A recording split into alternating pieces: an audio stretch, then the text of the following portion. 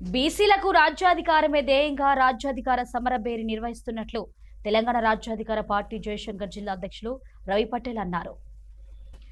ఈ మేరకు భువనగిరిలో జరిగే రాజ్యాధికార సమరభేరి హలో బీసీ చలో భువనగిరి సభకు టీఆర్పీ జయశంకర్ జిల్లా అధ్యక్షులు రవి పటేల్ ఆధ్వర్యంలో పెద్ద ఎత్తున టీఆర్పీ నాయకులు భువనగిరికి తరలి వెళ్లారు.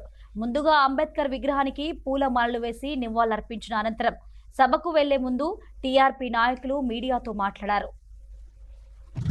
ఈరోజు జయశంకర్ భూపాలపల్లి జిల్లా నుండి భువనగిరిలో జరగబోయేటువంటి రాజ్యాధికార సమరభేరికి పెద్ద ఎత్తున భూపాలపల్లి నుండి తరలి వెళ్ళడం జరుగుతుంది. ఎందుకంటే ఇది బీసీల ఆకాంక్షలు నెరవేర్చేటువంటి ఈ యొక్క సభ కనుక రాష్ట్ర నలుమూలల నుంచి వెళ్ళి పెద్ద ఎత్తున కూడా బీసీలు, ఎస్సీలు, ఎస్టీలు, మైనార్టీలు పెద్ద సంఖ్యలో స్వచ్ఛందంగా ఈరోజు బయలుదేరి వస్తున్నారు.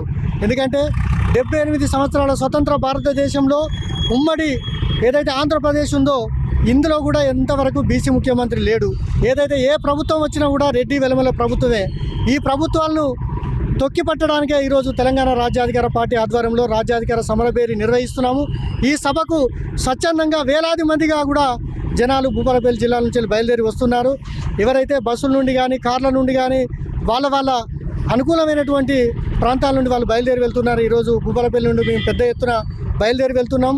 ఈ యొక్క బీసీల ఆకాంక్ష కోసం ప్రతి ఒక్కరు కూడా ముందడుగు వేయాలని, ఈ యొక్క ఆకాంక్షను నెరవేర్చడానికి ఈ యొక్క సభ మనకు ఒక మలుపుగా ఏర్పడుతుంది.